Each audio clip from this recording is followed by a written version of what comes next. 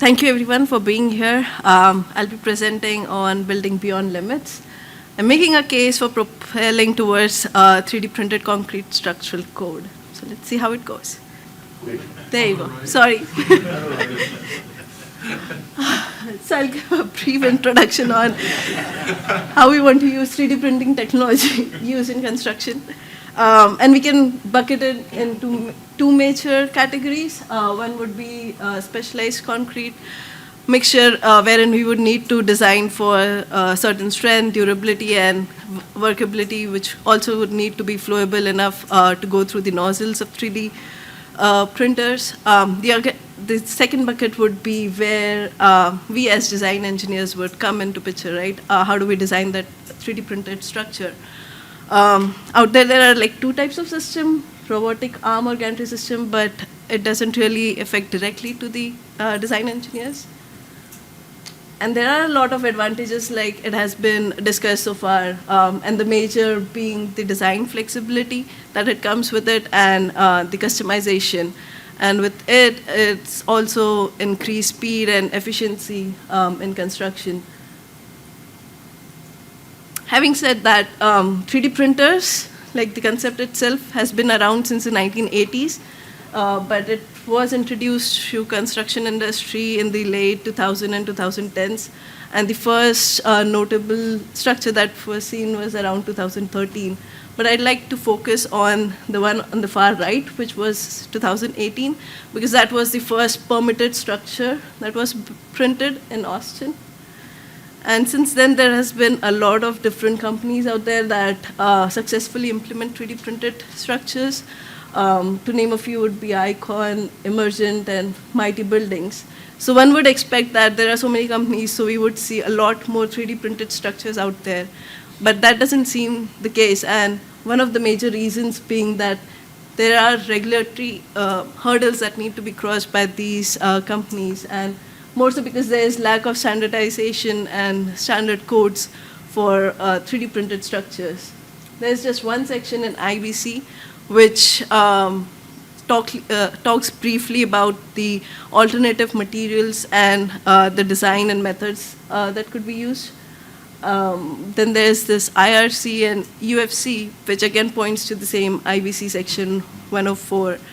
ICC has developed an acceptance criteria, AC 509, which allows companies to test 3D printed, like full-scale specimens under compression, flexural, or in-plane shear, and then we can use those evaluation report to back our designs. The other option would be the firm patents, like the mighty builders they do. So they have a whole lot of patents filed under them for different configurations and different systems, the wall systems, and they use those to back the designs.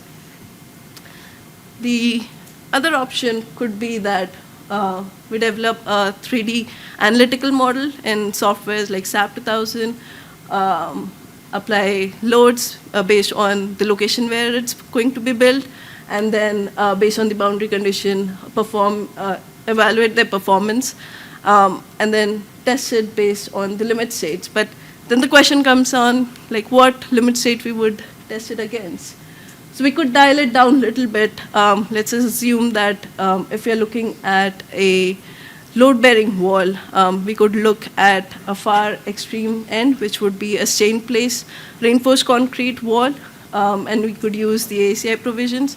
Or the extreme edge of the spectrum would be where we assume that it is a composite system with grouted cores. So it would be analogous to masonry wall system.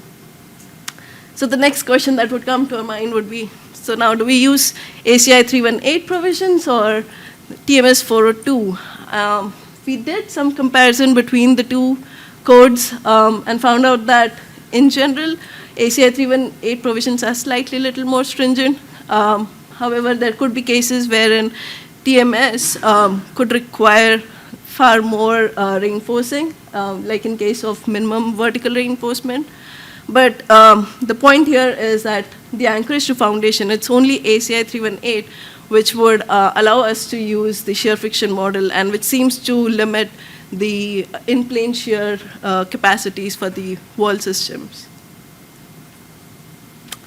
So, yes, we do need a structural code because it would give us safety assurance, and would give an industry acceptance, it would foster confidence among the architects, engineers like us, designers, investors, and whoever is involved in that project.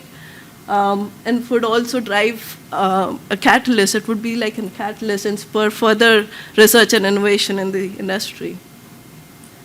So the way we see the steps forward, we could start possibly with simple ACI equations for strength calculations, then collaborate with researchers, government agencies, or industry that have the test data available with them, and then try to develop the technical reports or notes that Sean has already mentioned. ACI is already in that zone right now. They had passed out the RFPs and for ITG 9312. But I'd also like to stress on the fact that we still need continued research and development because we do need to bridge that gap between research and industry application.